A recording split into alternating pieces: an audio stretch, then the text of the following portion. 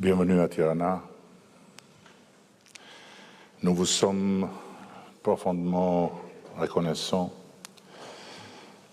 pour votre assistance dans notre chemin difficile.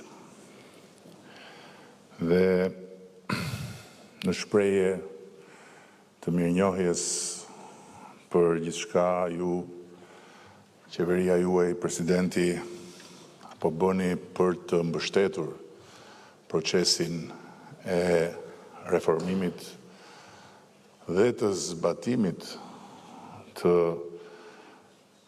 reformës në drejtësi, ne patëm dje kënaqësinë që të mbështesim fitoren e Paris Saint-Germainit.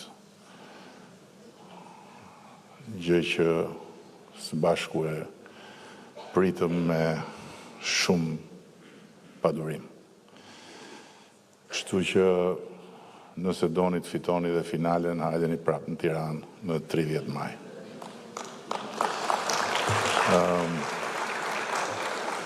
I dashur Javier, querido Javier, bienvenidos a Tirana. Es un honor y un placer